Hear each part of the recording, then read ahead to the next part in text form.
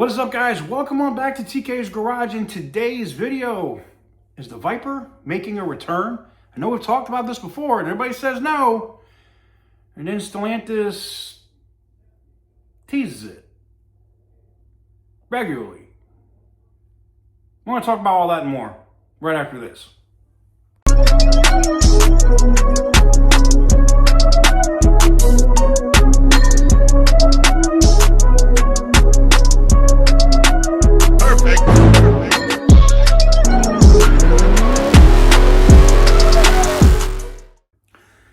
Guys, before we get into today's video, we got to talk about the giveaway going on the channel. The 1969 Dodge Charger Hellcat. The extra entry portion of this giveaway is closing out. There are three, that's it.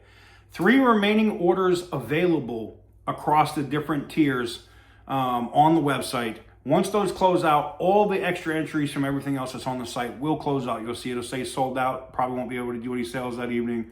And it will open back up at $1 for one entry the next day. If you want to get in on it at the best chance, now's the time to do it before those 3 orders are closed out. Or by the time you're seeing this video, they might already be gone.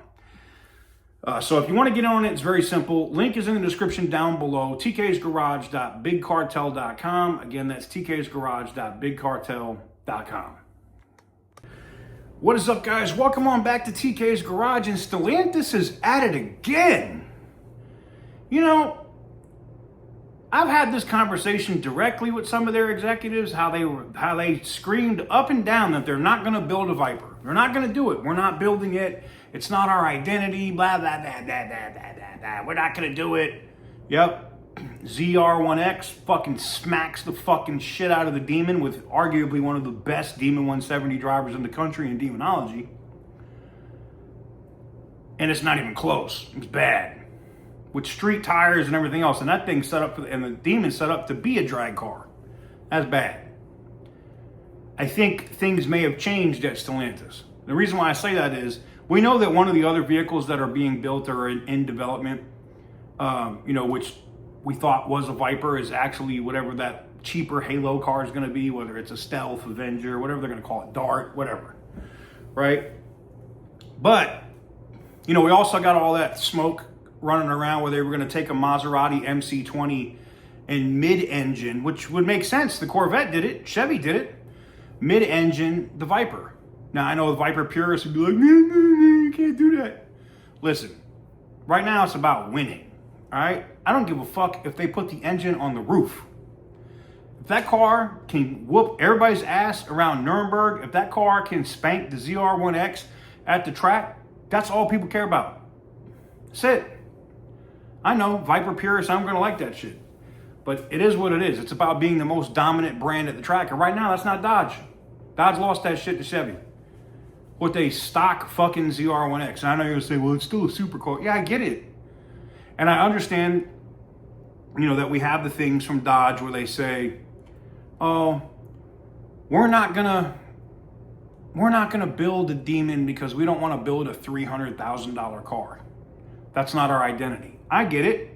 So don't make it 300 grand. Don't. I know that people at Dodge and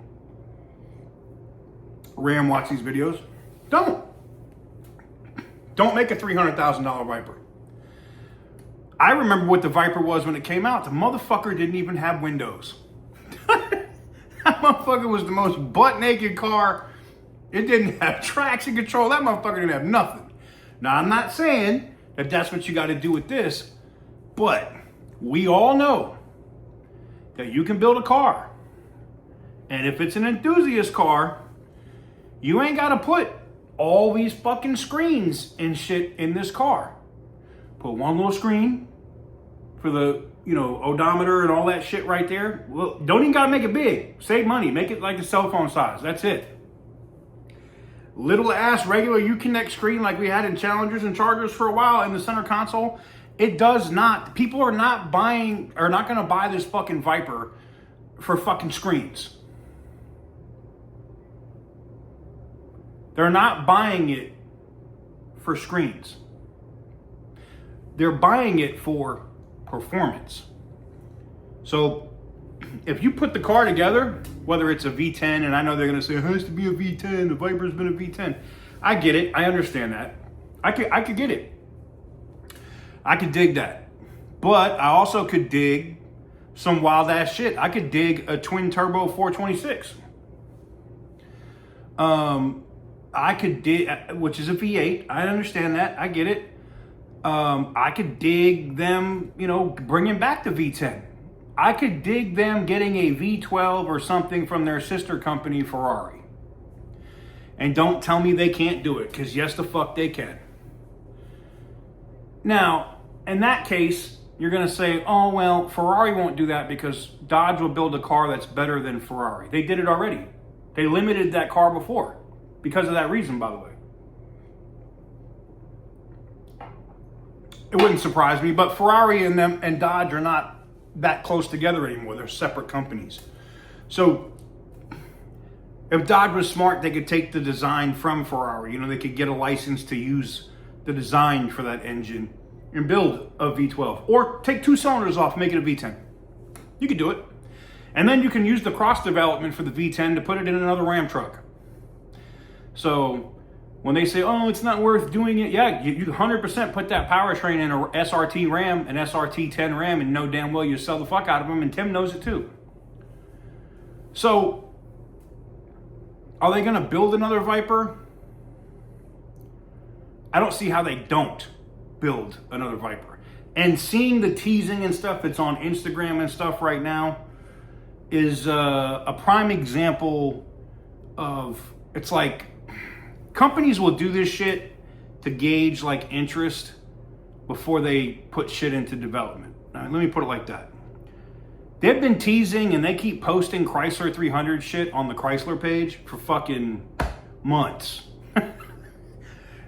Could they build a Chrysler 300? They got the platform right now. They could take that Dodge Charger and put a different face on it and a different ass on it in the 4-door variant, and it'd probably be 4-door only, and make a Chrysler 300. It's not hard. They could do it quickly, too. It wouldn't take a lot of time, all right? So, yeah, of course they could. They can make a Chrysler 300, sure. I think most likely they probably will. And they're also going to make some cars that you don't expect Chrysler to make. And I'm talking about vehicles that people could probably afford. You're going to see that. You're going to see Dodge do it, too.